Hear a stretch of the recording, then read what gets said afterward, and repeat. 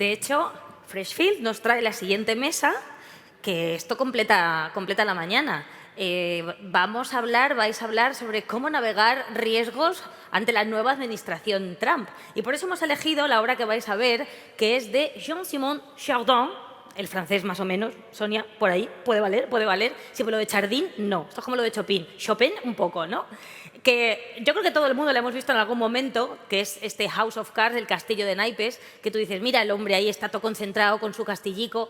Los expertos en arte dicen que este cuadro representa la fragilidad de la vanidad humana, sobre todo cuando se trata del juego y de cosas que nos afecten a nuestro bolsillo.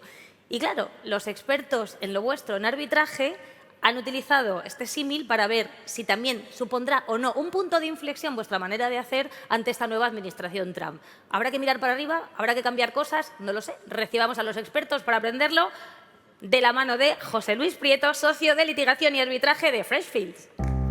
Hasta que lleguen a la silla. José Luis, todo tuyo.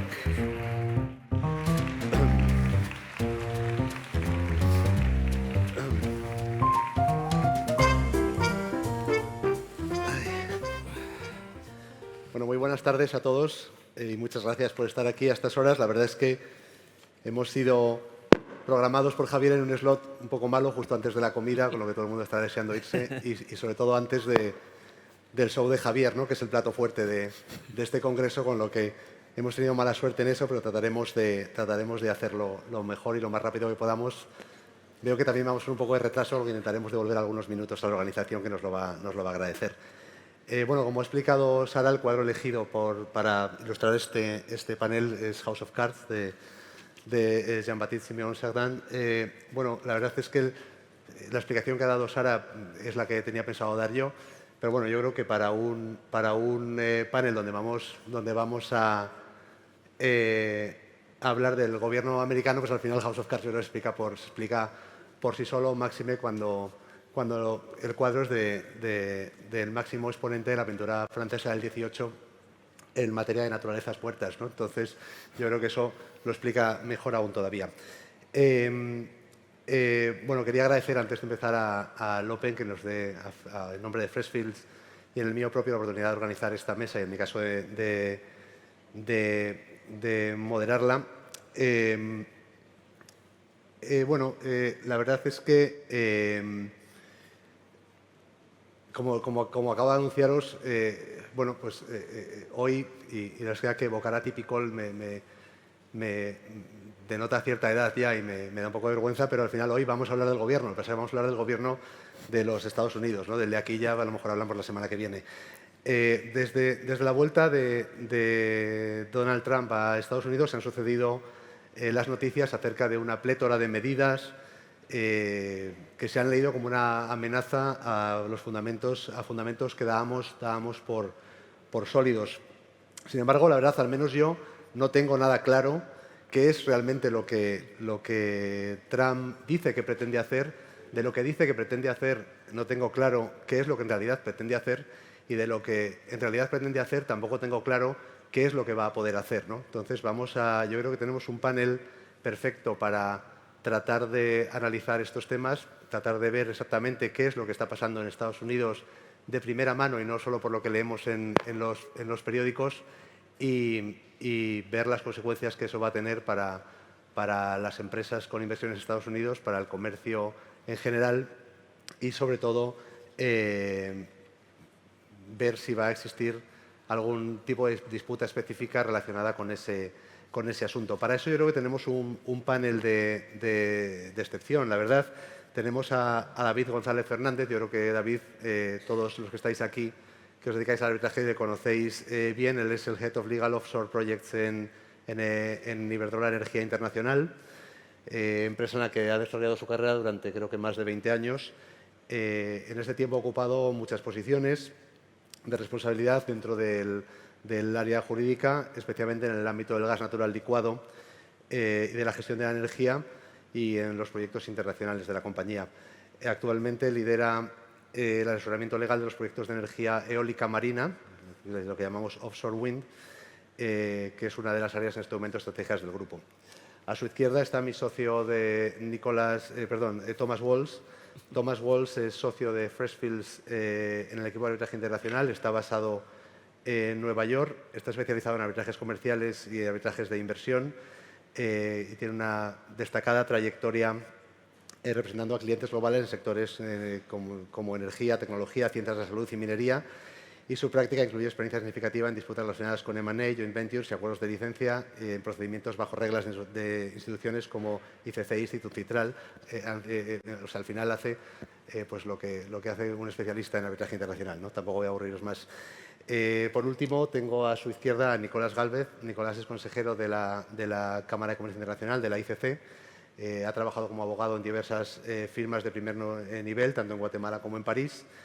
Y desde 2020, como os digo, gestiona procedimientos arbitrales en diversas jurisdicciones en la ICC. Bueno, como el tiempo apremia y no quiero ser yo el que hable hoy, vamos a empezar por ti, Tom, y vuelvo un poco a la pregunta con la que he iniciado mi introducción a este panel. Oye, al final, ¿qué es lo que Trump dice que pretende hacer? ¿Qué es lo que Trump realmente pretende hacer?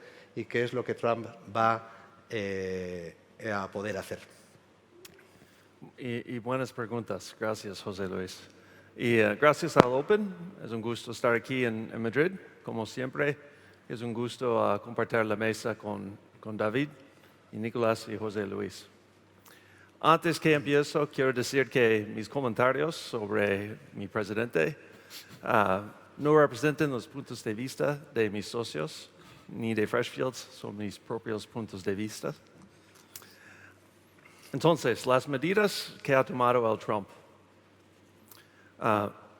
En los primeros 100 días de su nueva administración, Trump ya batió 2 récords. Emitió el mayor número de órdenes ejecutivos de cualquier otro presidente de los Estados Unidos y ha sido objeto de mayor número de juicios de cualquier otro presidente de los Estados Unidos. Estas 2 estadísticas demuestran hasta qué punto Trump está intentando alterar el status quo y los recursos legales disponibles para poder restringirlo. De todas las medidas que ha tomado, voy a enfocar en 2 medidas que afectan a las empresas privadas europeas, aranceles y las políticas de diversidad. Y como saben, Trump ha ordenado aranceles globales de 10% y de 145% contra bienes de China. También ordenó aranceles contra bienes de otros socios comerciales que tienen un déficit comercial con los Estados Unidos, entre ellos la Unión Europea. Pero esa medida está suspendida, gracias a Dios. Las aranceles contra China son parte de una política más amplia contra China. El propósito de los aranceles contra bienes de otros países es menos obvio. Supongo que es menos obvio aquí, pero también es menos obvio en los Estados Unidos. Trump siempre quiso reducir los déficits comerciales de los Estados Unidos, pero esto no es un tema que capta votantes estadounidenses como la supuesta amenaza de China. En relación a las medidas políticas sobre la política de diversidad, Trump igualmente ha emitido decretos ejecutivos prohibiendo las políticas de diversidad, tanto en el gobierno como en el sector privado. Varias de sus agencias ya están abriendo investigaciones, incluyendo contra despachos, incluyendo sobre empresas extranjeras. Un ejemplo importante, hay varias grandes empresas francesas que recibieron cartas de la Embajada de los Estados Unidos en París, exigiéndoles abandonar sus políticas de diversidad si desean participar en licitaciones públicas de los Estados Unidos. Entonces, la cuestión de DEI, o diversidad, atrae a los votantes estadounidenses y, por lo tanto, es un tema en que Trump va a seguir. Entonces, estas son las dos medidas, de mi punto de vista, son las más importantes que ha tomado. ¿Qué medidas va a tomar? Hay nuevas medidas cada día. Pero creo que Trump va a intentar mantener un alto nivel de aranceles contra China más que todos y mantener sus políticas antidiversidad. Yo creo que va a tomar 3 medidas adicionales contra China. Primero, las restricciones sobre inversión china en los Estados Unidos y otros países. Anticipamos que en los próximos meses vamos a ver más restricciones en sectores como semiconductors, inteligencia artificial, biotecnología, entre otros. Y el gobierno también está ejerciendo presión diplomática y comercial sobre otros países, particularmente en América Latina, para que ellos excluyan empresas chinas como nosotros están haciendo en los Estados Unidos. Y también anticipemos que esta presión va a aumentar a incluir países europeos. Y segundo, control de exportaciones desde los Estados Unidos y otros países a China.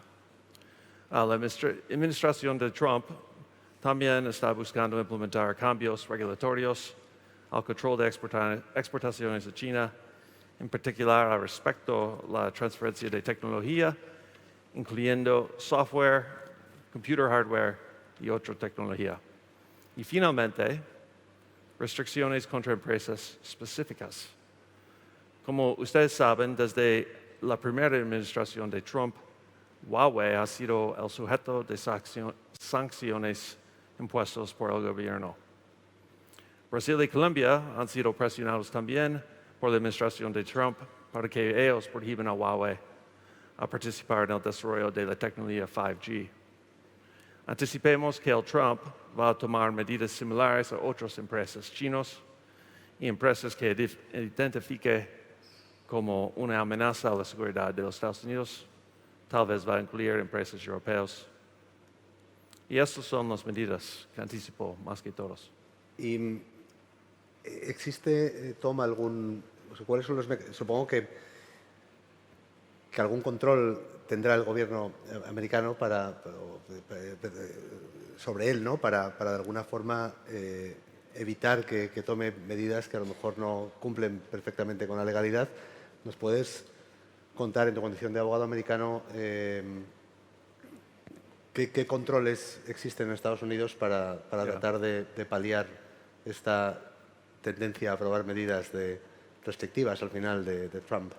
Hay muchas medidas que yo creo que podrían caer como nuestra casa de naipes, pero depende en quién intenta aparar a Trump y quién no tiene el miedo a intentar apararle.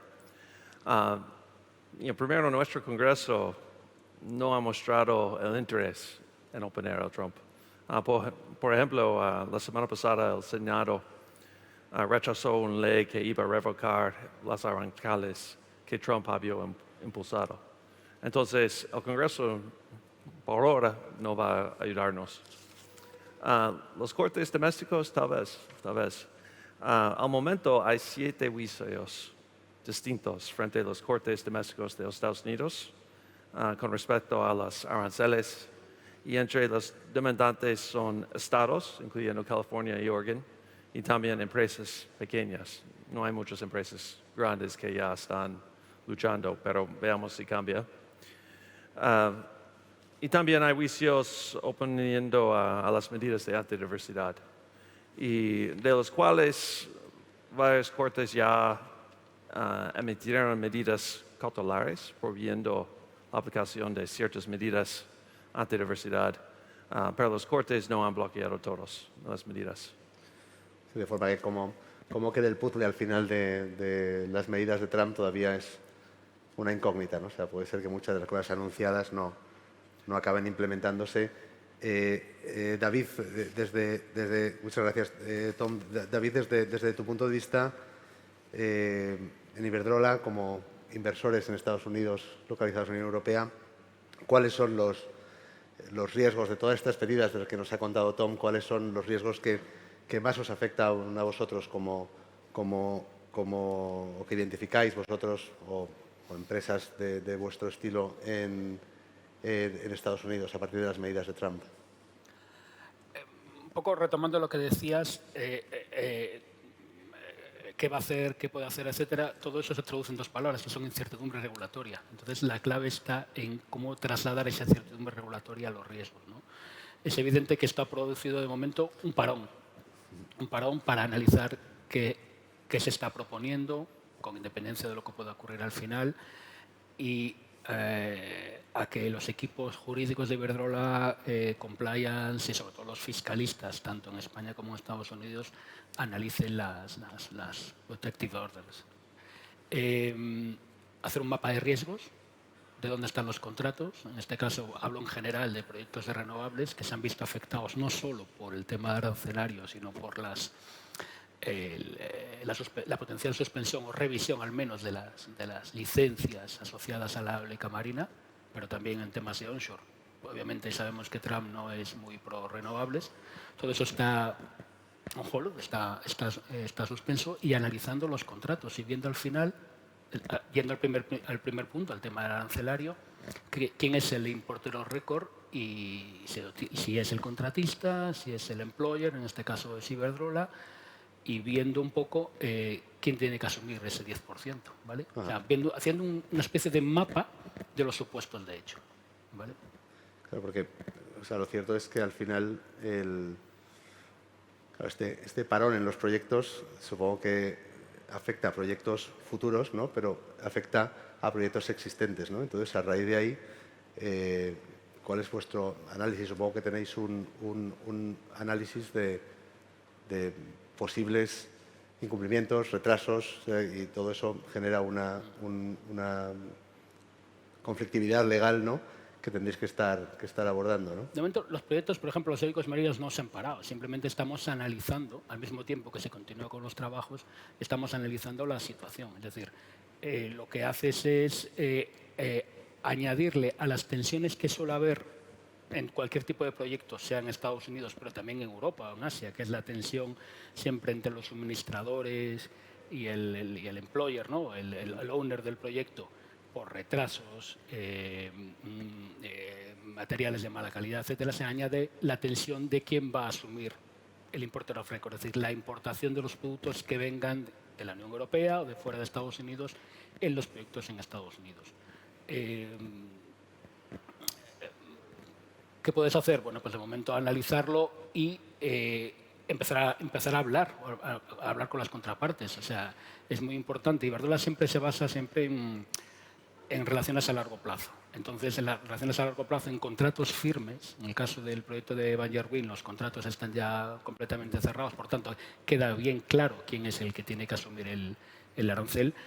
La cuestión está siempre en intentar negociar, ver quién lo asume y tener clara la defensa. En el caso de que el contractor, que suele ser el caso, tenga que asumir el arancel, si lo intenta trasladar contractuamente al employer vía change in law, vía MAC o vía fuerza mayor, etcétera. O sea, que estáis entiendo aún es un momento prematuro, ¿no? O sea, aún no han surgido las posibles disputas, simplemente estáis preparándoos para el supuesto de que surjan, Sobre ¿no? todo por lo que hemos visto, ¿no? Porque todo cambia. O sea, lo que hablábamos antes, ¿no?, que hay un primer set, ¿no?, unas primeras normas, pero la cuestión está luego lo que va a poder hacer. Los cambios de opinión, que se baja de un 5 al 10, potencial negociación entre Estados Unidos y la Unión Europea,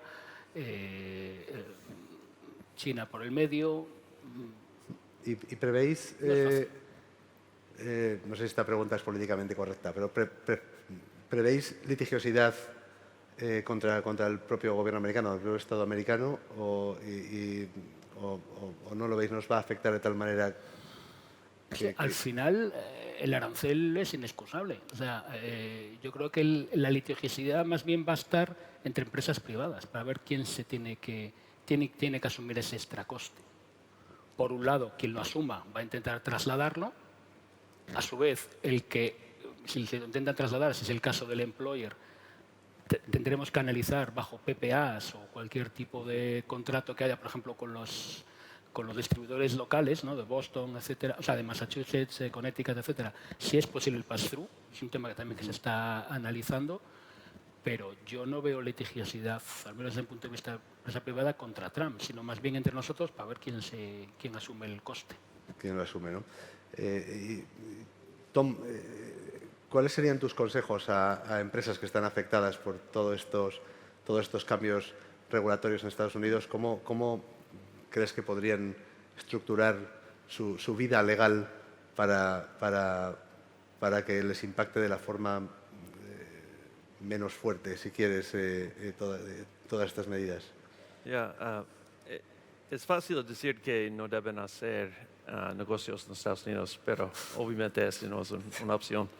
Y como dije, los Estados Unidos están intentando influir todo el mundo con sus políticas. Entonces, yo creo que las empresas necesitan tomar medidas a proteger sus relaciones contractuales. Y es difícil con los contratos que ya están escritos, pero para los que ya están negociando hay varias cosas que pueden hacer. Para los contratos que están regidos por las leyes de los Estados Unidos, tienen que tomar en cuenta que las leyes estadounidenses son útiles para las empresas que desean mantener y cumplir con contratos. En general, las leyes suelen distribuir el riesgo más o menos como está escrito en el contrato. No hay muchas opciones para romper con el contrato. Tenemos los conceptos de como posibilidad de cumplir el contrato y también frustración del propósito del contrato. Pero los tribunales rara vez conceden estas defensas. En general, fuerza mayor también no existe bajo la ley de los leyes de los Estados Unidos. California es una excepción. Entonces, las empresas tienen que prestar atención a las cláusulas contractuales de como fuerza mayor, MAC, y cláusulas de ajuste de precio o otras cláusulas similares. David, desde el punto de vista de la Corte, ¿estáis notando ya algo la llegada de casos? Esto entiendo que es muy prematuro, pero ¿qué esperáis que ocurra en los próximos meses o años? Gracias, José Luis. Y bueno, me van a dejar decirle gracias a Freshfields y a Javier también por la organización. En temas del tipo de disputas que podemos observar o que podemos empezar a pensar que pueden venir dentro de los próximos meses, años, creo que ya tocamos un poco el tema central, que es la responsabilidad. Podemos entonces empezar a hablar de fuerza mayor, de rebus extantibus, sistemas de common law, de hardship, pero antes de eso creo que podemos extraer de lo que estábamos hablando anteriormente que el tema principal serán los costos y qué parte es la que deberá asumirlos, cómo se deberá asumirlos. Es más, hace 10 minutos estaba leyendo una solicitud de arbitraje en la que existe una cláusula en un proyecto de construcción que indica quién deberá soportar los costos que no han sido previstos al inicio de la relación. Aún con esta cláusula surge una disputa en cómo se debe interpretar cuáles son los costos que no estaban previstos. Si esta es una situación que las partes pudieron tener en cuenta al inicio del contrato o no.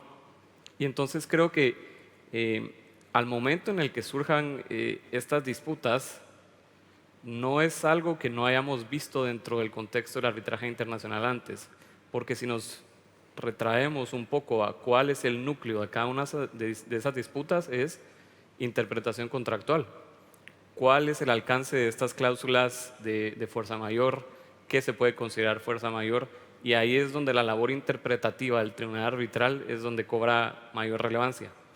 Si hablamos de que estos son el tipo de disputas que podemos ver dentro de los próximos 6 meses, 2 años, y hablando estrictamente desde el aspecto del arbitraje internacional comercial, entonces podemos ver que es algo que también vimos con la guerra de Ucrania, en donde el efecto también fue la disrupción de las cadenas de suministro y ahora estamos viendo la resolución o las primeras resoluciones dentro de estos casos, en donde también la labor del tribunal fue la interpretación contractual para determinar si estas situaciones pueden ser interpretadas dentro de las cláusulas de fuerza mayor y pueden ser consideradas condiciones imprevisibles. Así que podemos ver que será un poco el mismo tipo de disputas, pero que están siendo generadas por diferentes hechos. Creo que hay también dos otros temas importantes en este sentido, y es, uno, ¿cuál es la ley aplicable de esos contratos? Si estamos hablando de interpretación contractual, es vital qué es lo que establece la ley aplicable. Después tenemos también cuál es la sede del arbitraje en estos casos. Y por último, que creo yo que tal vez no se le presta la atención debida o no se habla lo suficiente de esto, es la selección del tribunal arbitral que va a estar en esos casos. Porque creo que no es sorpresa para nadie de nosotros aquí que al hablar de fuerza mayor podemos considerar que árbitros de regiones distintas y de tradiciones jurídicas distintas van a interpretar el alcance o lo que puede ser considerado como fuerza mayor de forma muy distinta. Así que es algo que ya hemos visto, vamos a tener una ola de disputas de interpretación contractual en base a estas cláusulas, pero es algo que ya ha pasado, que lo vimos en la guerra de Ucrania y que también lo vimos durante COVID. Así que no es una sorpresa el tipo de disputas que vamos a ver en estos meses. Y hablando, y me cambio un poco de tema, pero siguiendo contigo, Nicolás, al final dices que es importante la selección del árbitro, pero claro, en un mundo que parece que es un castillo de naipes, ¿no? Donde van cayendo, donde va habiendo un efecto dominó, ¿no? Y donde los gobiernos empiezan a hablar de sanciones y entiendo que las partes que están involucradas en un arbitraje pueden pertenecer o ser ciudadanos de países sancionados. ¿Estáis previendo en la ICC un mayor número de situaciones en las que haya partícipes en el arbitraje que no puedan a lo mejor acudir al lugar donde están teniendo las audiencias o que el hecho de que existan sanciones genere algún problema en el desarrollo del propio procedimiento arbitral? Sí, es un tema muy importante en este contexto actual. De hecho, a principios de este año hicimos un cálculo y el 25% de los casos de CCI incluyen algún elemento de sanciones, ya sea dentro de las partes, dentro de los árbitros o dentro de las reclamaciones que hacen estas partes. Y tal vez lo primero que deberíamos de considerar en estos casos es que cuando se da este contexto geopolítico, el arbitraje internacional y la neutralidad que ofrece se vuelve inmediatamente más atractivo, porque las jurisdicciones que antes podían tal vez considerarse seguras, estables, tal vez ya no brindan esa estabilidad a las partes, y es entonces donde recurren al arbitraje internacional. Y más que una oportunidad para las instituciones arbitrales, creo que se vuelve una responsabilidad asegurar que esas partes o esos árbitros o cualquier elemento que esté relacionado con países sancionados puedan acudir al arbitraje para resolver la disputa, evitar una situación de denegación de justicia porque puede haber algún elemento sancionatorio que no deje que exista, por ejemplo, el flujo financiero del arbitraje y que ponga en suspenso el mismo. Dentro de la CCI, esto no es, una vez más, no es un tema nuevo. Se ha tratado casos con partes sancionadas desde hace décadas. Creo que de los casos más viejos de la CCI sobre sanciones tenemos casos que involucran a Cuba, tenemos casos que involucran a Venezuela, y ese es el lado latinoamericano, pero también existe el lado Irán, Siria. Entonces, el andamiaje de la CCI alrededor de estos procesos que contienen elementos sancionatorios es proven and tested. La CCI ha hecho varios esfuerzos para obtener las licencias OFAC para que ese flujo financiero se pueda dar con facilidad dentro del proceso y no existan suspensiones porque hay restricciones bancarias, una parte no puede contribuir a los costos del arbitraje, por ejemplo. Y ahora con la situación en Rusia y Ucrania también se montó un nuevo proceso para adquirir las autorizaciones necesarias, por ejemplo, del gobierno francés. Entonces, nosotros sí esperamos que estos casos sigan viniendo hacia nosotros, pero tenemos ya puesto un sistema específico para lidiar con ellos y evitar que existan este tipo de problemas. En cuanto a los problemas que puedan surgir, por ejemplo, frente a la sede del arbitraje, cuando se da este contexto, una vez más, y tal vez un ejemplo específico es al momento en que la Corte tiene que fijar la sede del arbitraje, sí es algo que la Corte podría tener en cuenta al momento de decidir dónde se va a fijar la sede del arbitraje. No será un elemento determinativo hasta que deje de existir esta incertidumbre, por ejemplo, que estamos hablando, pero claro, si una de las partes trae a colación este argumento sobre por qué la sede no debería de ser fijada en un país u otro, es algo que definitivamente la Corte tomará en consideración. ¿Y os preocupa Estados Unidos como sede de arbitraje o...? No, actualmente no. Consideramos que por el momento nada ha cambiado. No hemos visto, sobre todo, y eso es tal vez lo más importante al hablar de la sede del arbitraje, una actitud que es distinta de las cortes en las que normalmente la Corte Internacional fijaría la sede del arbitraje, como es las cortes de Nueva York, las cortes de Miami. Hasta que no haya un cambio en la actitud de esas cortes, no existirá de nosotros, creo yo, preocupación para seguir fijando la sede en Estados Unidos. Hay otras consideraciones que también hay que tener en cuenta, como es la participación de individuos de ciertas nacionalidades que tal vez no podrán ingresar con tanta facilidad a Estados Unidos. Si eso es un argumento que las partes una vez más ponen frente a la Corte, eso se tomará en consideración. Por el momento yo personalmente no considero que hay ninguna preocupación en que la sede del arbitraje esté en Estados Unidos. Desde el punto de vista de diversity and inclusion, o de diversidad, bueno, la ICC tenéis una marcada política de diversidad. De nuevo, no sé si la pregunta es cómoda, pero si no lo es, pues me lo dices y no lo seguimos por ahí. Pero ¿ha habido alguna reacción dentro de la ICC? Y esto te lo traslado a ti también, David, si quieres. ¿Hay una reacción en materia a Trump en materia de diversidad e inclusión en vuestras organizaciones? En nuestra organización no, en realidad nada ha cambiado y yo creo que eso es porque tenemos la suerte de que el contexto del arbitraje internacional es una profesión que requiere de distintas características en distintos momentos y la participación de individuos de todo el mundo. La CCI tiene ahora mismo 13 equipos que administran casos en todas las regiones del mundo y al momento de seleccionar los árbitros que va a nominar la Corte, por ejemplo, la diversidad es algo que se da de manera natural.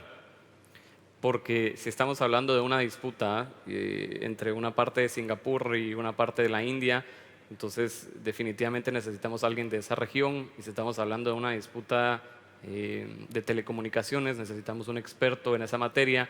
Y todos esos elementos se van añadiendo el uno con el otro para encontrar a distintas personas para el caso específico. Esto quiere decir que la diversidad no es un esfuerzo de la CCI, sino más bien una consecuencia de las necesidades que tienen los usuarios que recurren al arbitraje. Desde ese punto de vista, las políticas o el cambio de las políticas de diversidad e inclusión no afectan el trabajo que nosotros hacemos simplemente porque nosotros tenemos que recurrir a esa diversidad para cumplir con las necesidades que tienen los usuarios. En nuestro caso, el impacto fue gordo. ¿Por qué?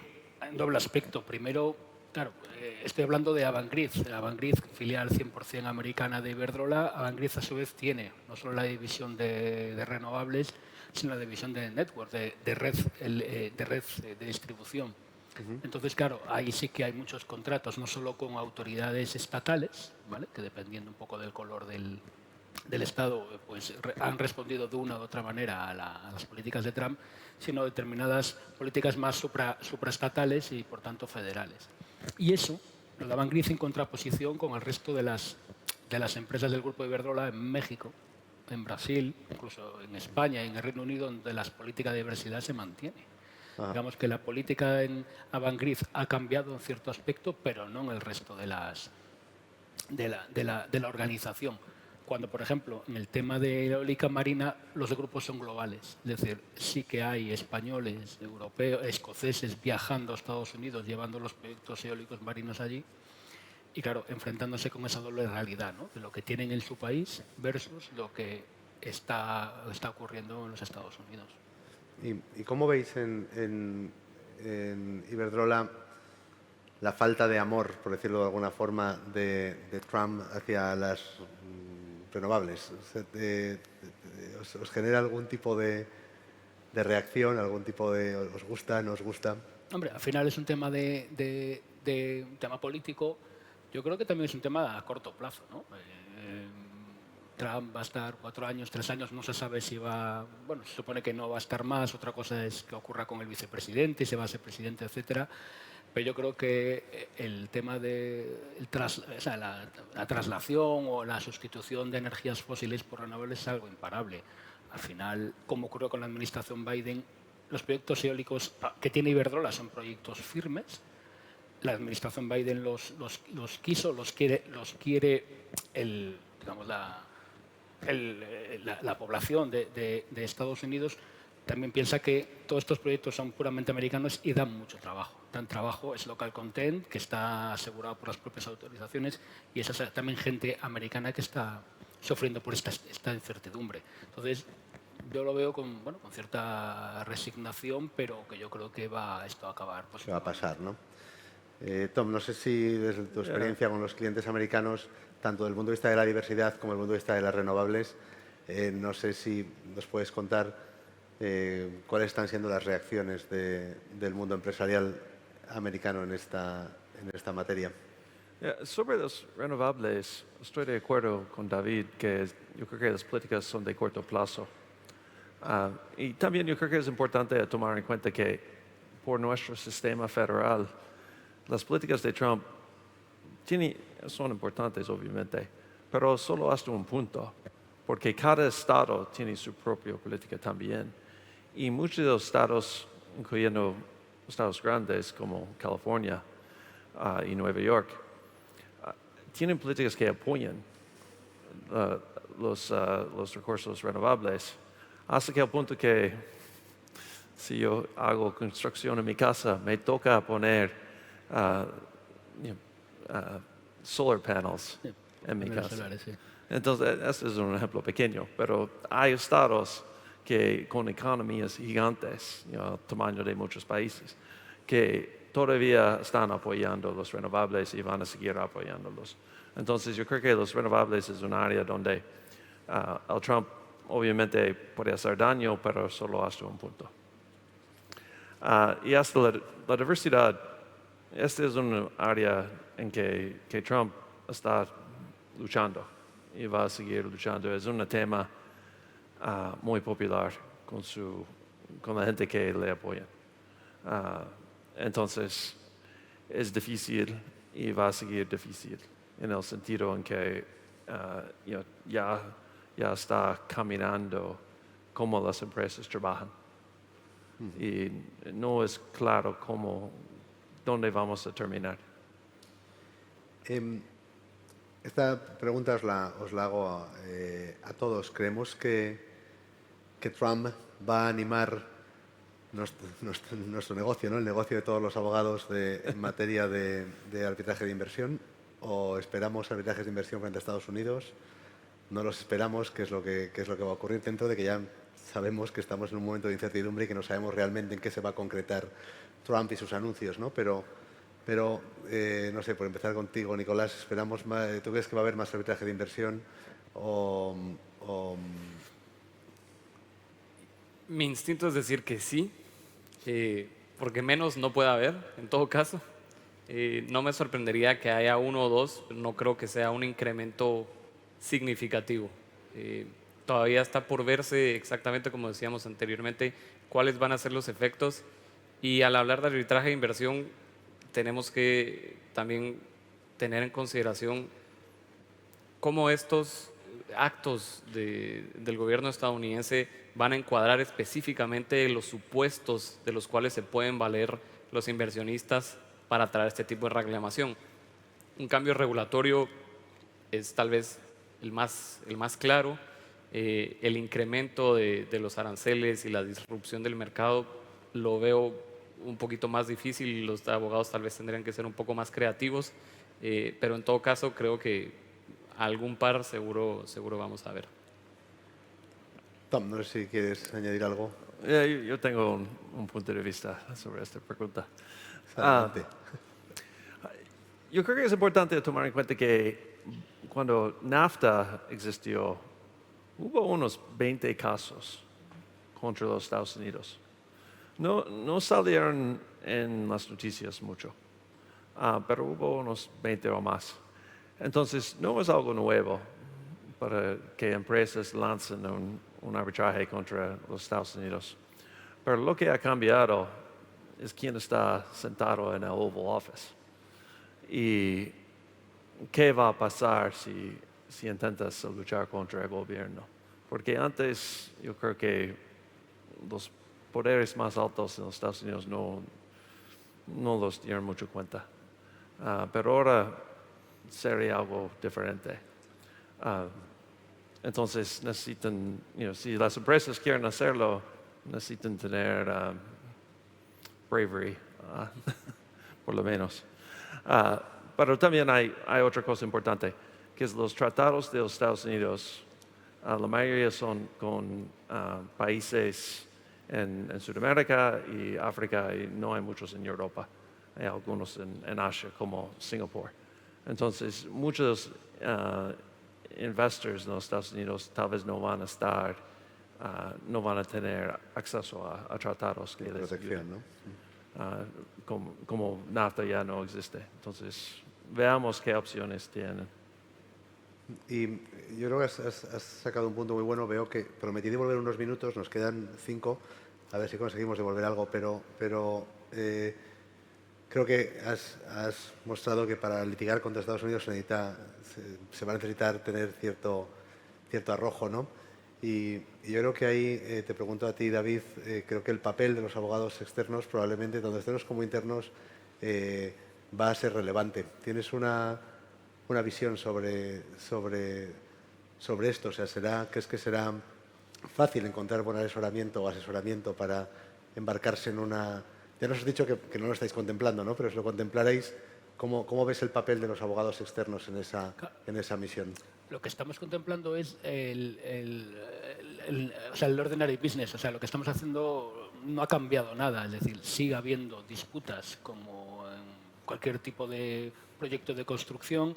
Sigue habiendo claims entre el owner y el contractor. Lo que añade esto es algo más. Es un elemento disruptivo que añade más. Al final va a haber arbitraje entre contractor y owner. Pues posiblemente, en donde se añadirá un punto más, que es el de quién tiene que asumir más el importer of record. Yo lo veo más por ahí, más que al menos por la parte de Iberdrola o en general proyectos renovables, más que el ataque a la administración Trump.